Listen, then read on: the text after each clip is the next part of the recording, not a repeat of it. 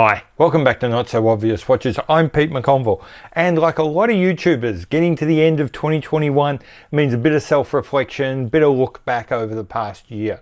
One of the things I started doing this year was using the community panel a little bit more on my YouTube channel, and in particular started using that to run some polls and have some fun, sort of look at some interesting, what I thought were interesting questions.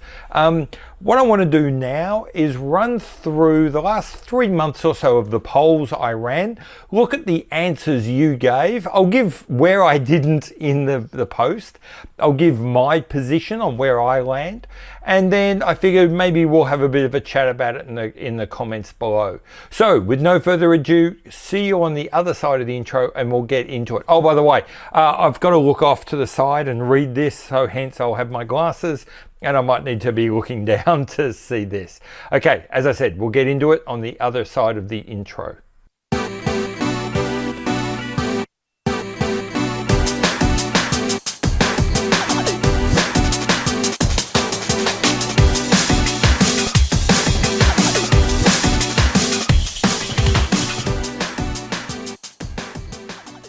Okay, so getting right into it. First question, I'm going to start from the last question I asked and go backwards. So the first question I asked was about how long you guys felt a watch critique should be.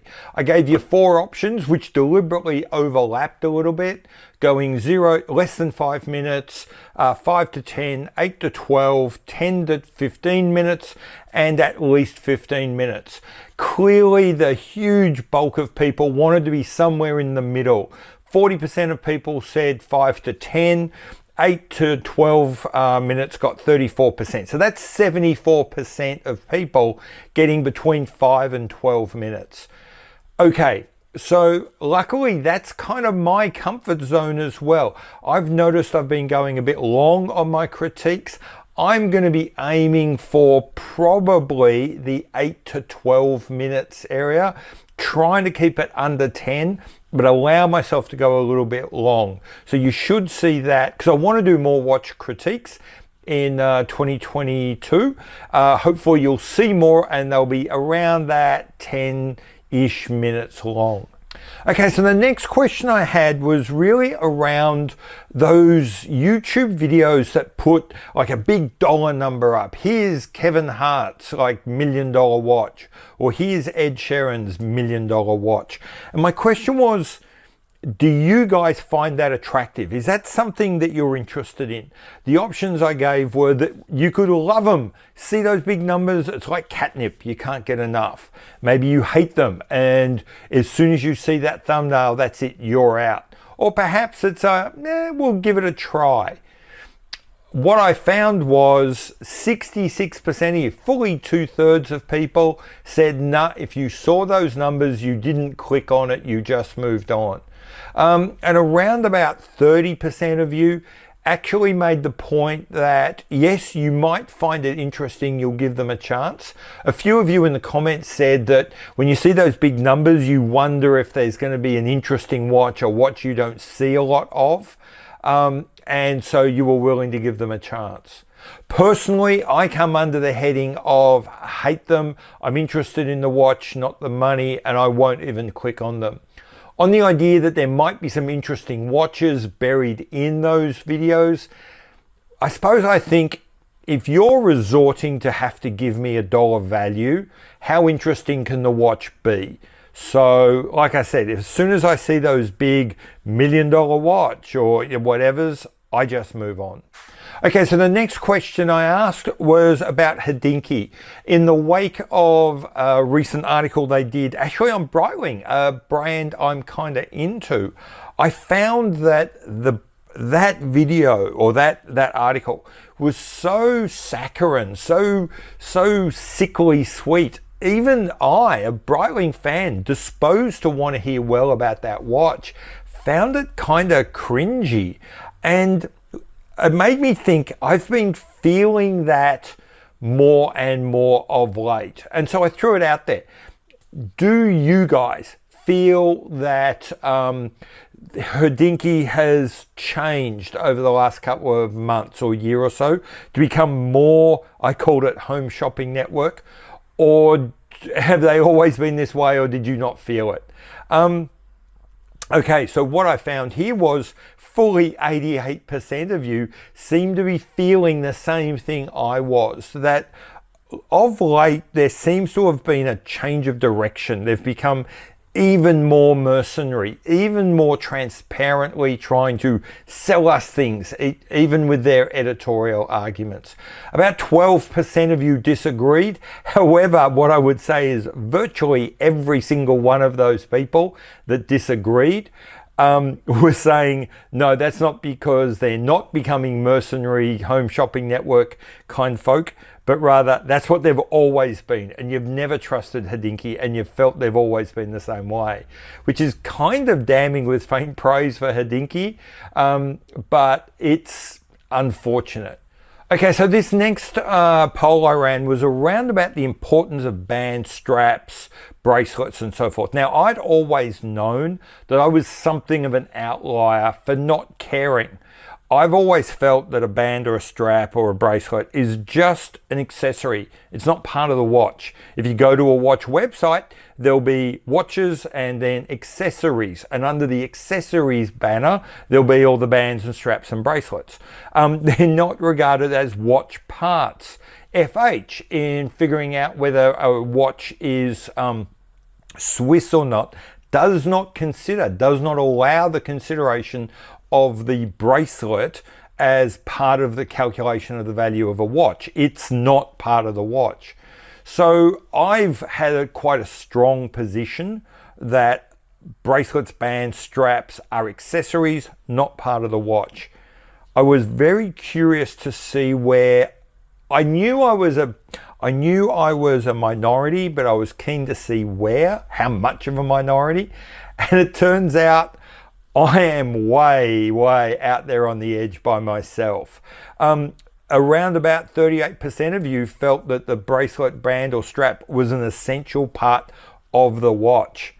Even more shocking to me was that 45% of you felt that the bracelet was critical, but you didn't care about the rest. I say shocking to me because I don't really like bracelets. So 45%, almost half of you, think of the bracelet as kind of making or breaking the watch. That just blew my mind.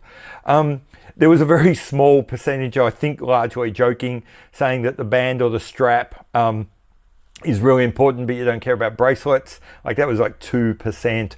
And then about 14% were in my camp. Band, straps, bracelets, all of them are just replaceable and don't really influence the decision to buy. As I said, for me, I knew my position, that final spot, was a minority position. I had no idea how small my group was, and I am still stunned to find that only, what's that work out to be? About 1 in 8, 1 in 7 people see a band or bracelet as just a replaceable accessory. That, as I said, that really threw me for a loop. Okay, so my next poll was on a word that you might have noticed I don't really use very much, but I was curious to see how often people do use it, particularly people that come to my channel. And that was a very simple question. Do you use the word shitter? I didn't care what it meant. I didn't care how you used it. I just wanted to know, did you use it at all? I was unsurprised to find that 86% of the people that come to my channel don't use it, and only 14% of people use it at all. Amongst the people that did use it, the predominant theory was that the people that used it within the very specific context of Archie Luxury's comment stream and the sort of the channels that form a constellation around him. And that in that context, it made some sense. It was kind of comedic, kind of joking. There was like a very small number, but some who used it absolutely sincerely, who felt that some watches absolutely deserved and in fact had to be given that label. That was a very small number. The vast majority of people felt that just the name was disrespectful to the watch, the watchmaker, those, most importantly, I think, to people who had bought those watches. And so a lot of people just put a line through it and said that 86% of people put a line through that word and said they wouldn't use it. Personally, where do I fall? I am absolutely in the no, never camp. I think it's a horrible, ugly word that takes this place that we love hanging out in and turns it into a place, personally, I don't want to be. Let you in on a secret. YouTube gives YouTube creators the ability to have filters on comments, so that if certain words are used, the comment is automatically hidden. Shitter is actually one of my code words in there. If you use that in a comment, your comment will be hidden and I have to approve it to go up. In this poll, some of you might have noticed your comments seem to hover for a while before appearing. That's why. Sticking with the idea of the words we use, I was curious about how people use the word homage. Homage is an interesting word that has a very old meaning, but almost uniquely, and I think uniquely in the watch world, has created a new one. So the new meaning that I've only ever seen used amongst watches is in place of knockoff. So Pagani Design, Steinhardt, San Martin, those guys who are basically stealing other people's designs and reproducing them cheaply, get to call themselves homages. There's actually an older meaning that even you'll find some brands use themselves to describe their own watches as a nod to the past, a respectful sort of pointing off to some, perhaps most oftenly, their own past and their own history. Some people might use homage both ways, and I was curious that there might be some people who just don't use the word at all because of that confusion over, do we mean the old meaning or the new? What I found here was really interesting, about close enough to a four-way split. About a quarter of the people used it the new way, quarter of people only the old way, 27% use it both ways, and 21% don't use it at all.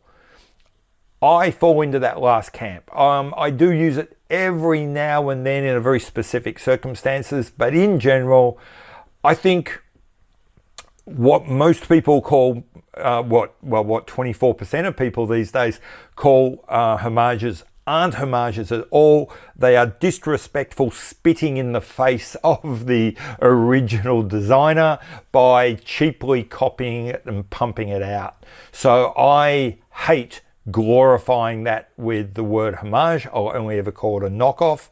But then on the other hand, if you do use the word in its correct form, it gets misunderstood and it's kind of a bit messy. So I've actually come to, by and large, not use that word at all. I think it's either confusing or dishonest.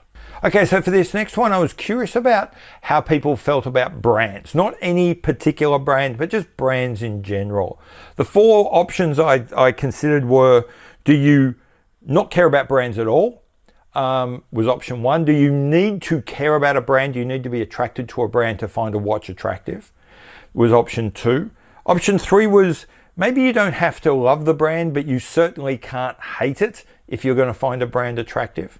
And the last one is, do you love a brand so much that you will actually buy watches from that brand that you don't even really like, but you just want to stick with that brand? Okay, so what we found was the vast bulk of people sat in the middle.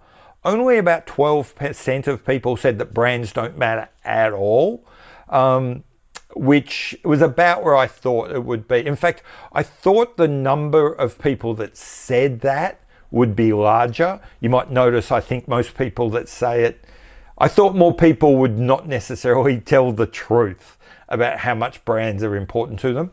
Around about 12% actually feels right. I think that's probably a good number.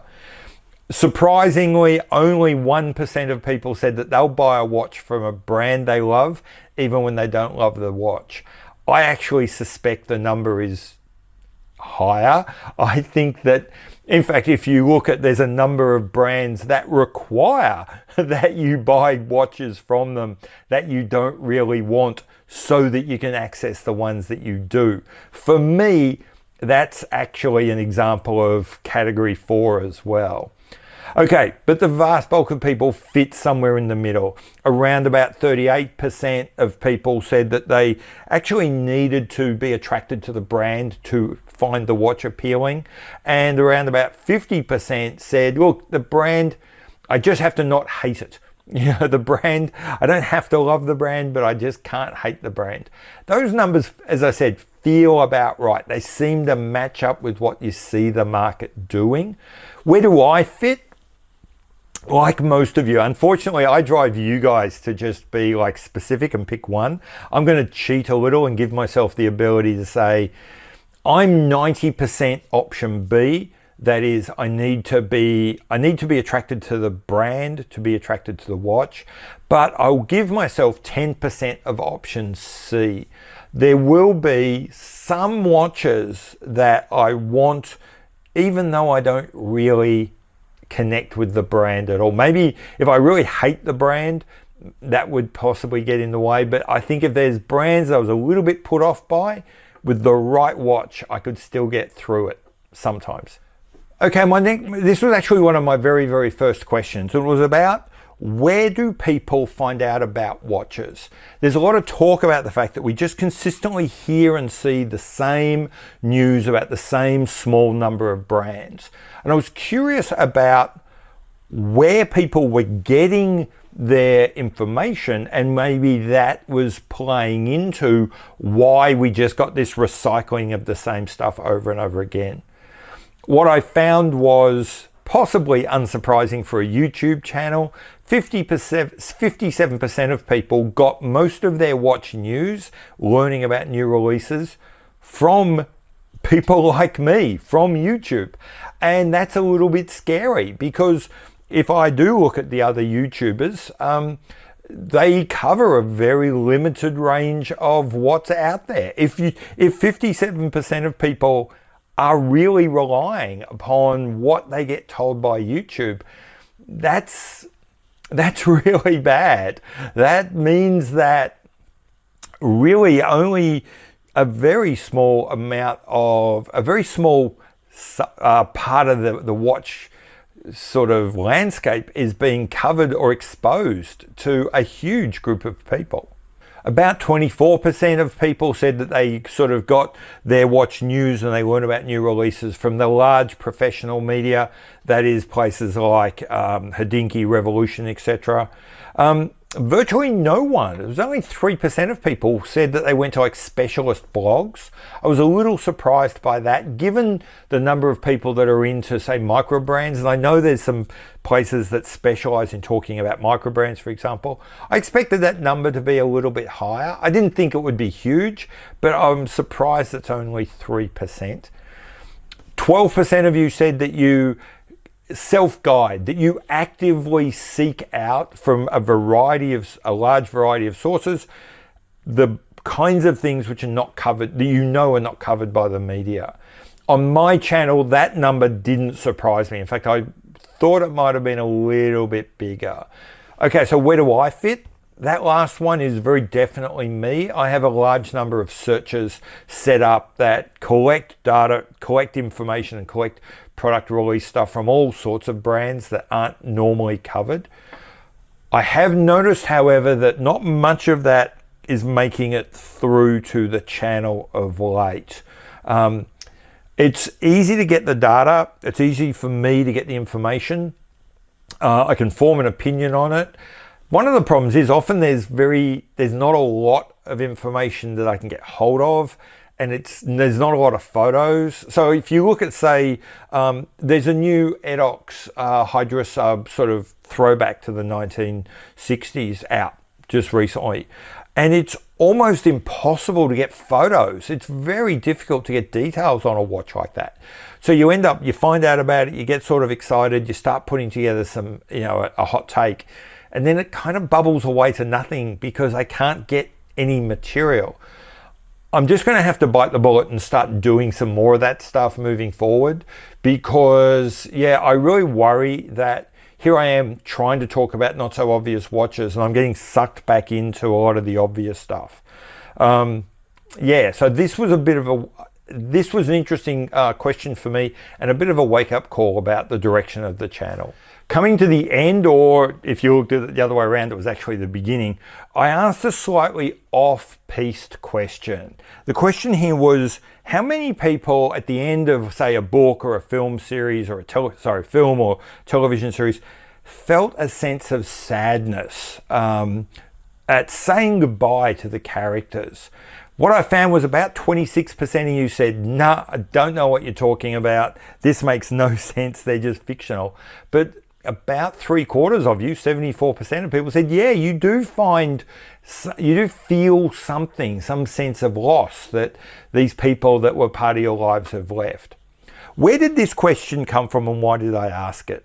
Okay, so that idea of forming a relationship, a one-way relationship with a fictional character, a historical character, a celebrity, a sports star, that's called a parasocial relationship. It is absolutely normal, and the vast majority of people do form those relationships. Now, it was interesting. Some of you in here said that in this particular example, you couldn't necessarily find that relationship with a fictional character, but implied that you might with a historical one.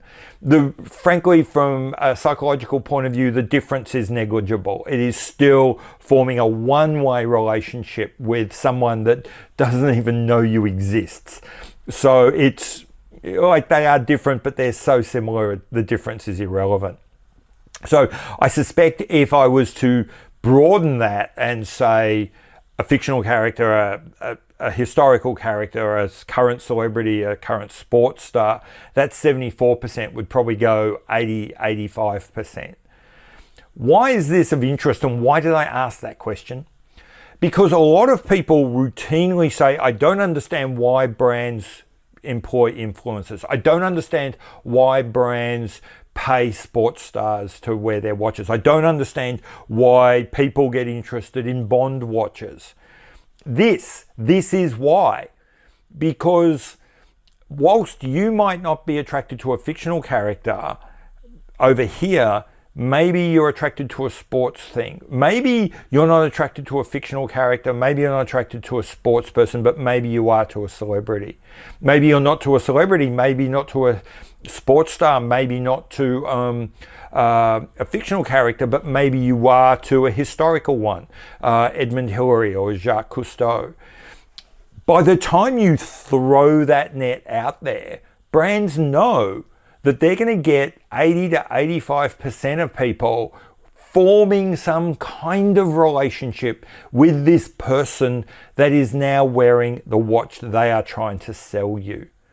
So the next time you're wondering, why do people, why do brands pay influencers? Why do brands, have ambassadors? Why do brands, support? Why does Hamilton turn up in movies and Omega pay a fortune for James Bond to wear their watch? This is why. Because it works. Because it's part of normal human psychology.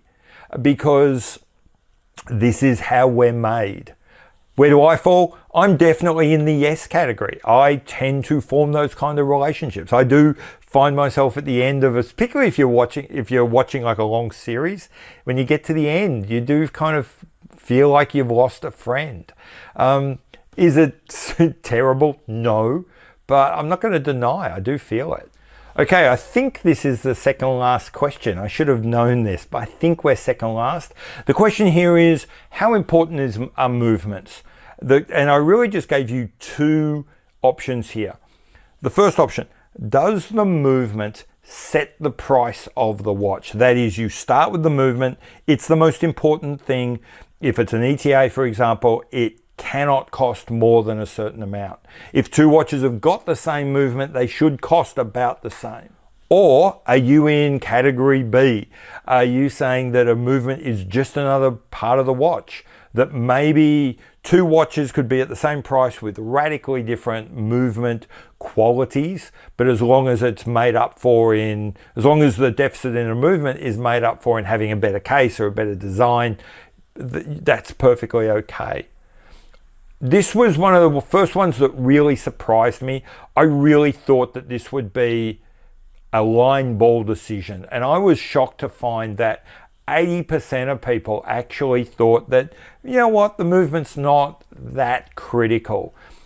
What most of those people did say is that the movement did matter, that it had to be broadly in balance with the price, but it didn't have to lead the price. It didn't set the price. It just couldn't be too terrible. Conversely, amongst the 20% of people who said that the movement did set the price, there was a much more hardcore answer. There was a much greater sense of the movement is the be all and end all, that the movement is the thing that sets the price of the watch, and that there is 0 point in creating expensive watches that don't have expensive movements. Where do I fall? I definitely fall on category B, answer B. I don't think that the movements are really that important. I'm much more about the design and the look and the feel of the watch. As long as the movement is good enough, that's by definition good enough for me. I'm certainly not someone like Bill Sanders, who would, I think, if he could wear a movement strapped to his arm with nothing else, I think he would.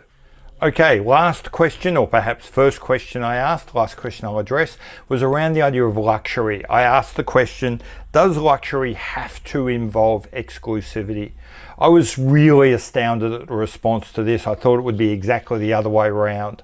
As it turned out, 78% of you didn't think that luxury had to be exclusive, that anything that made you feel good could be regarded as a luxury. Conversely, there was about 22% of you who felt that luxury had to involve an element of exclusivity. The argument got a little bit nuanced in the comments around about whether there was a difference between describing something that might be a luxury for a person, which would be more inwards looking, versus something that was a luxury item, using luxury as a descriptor, which would therefore be more outwards looking and have to be a definition that was understood by, there had to be more fixed than a definition that needed to be understood between people. Where do I fit? I very definitely fit in camp B, that we should regard anything which is totally unnecessary except to make us feel good as a luxury. And the reason I fall there, even though I can see the appeal of having this kind of fixed definition of $5,000 and above is a luxury watch, for example. My fear is that in a recent article, Jack Forster on Hadinki tried to make a distinction between exclusivity, the natural exclusivity of luxury, and exclusionary behaviors where people are sort of mindfully kicked to the curb and told they're not good enough. I'm not convinced you can make that distinction.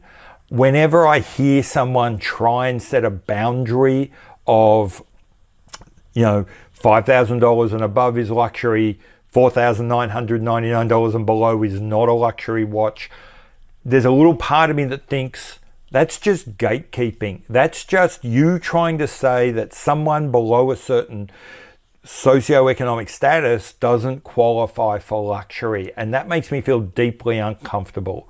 So I'm very definitely in camp B on this particular topic. So anyway, that's it. That's my quick run over the target of the questions I asked for the back half of this year. I did a very quick look at the answers you gave and put my little spin on each of them. Hope you enjoyed this video. Hope you enjoyed those polls. I'm certainly going to do more of those in 2022, and I'll certainly be doing more of these, sort of dragging them up and talking about them later. I've been Pete McConville. This has been Not So Obvious Watches, and I'll see you later. Bye.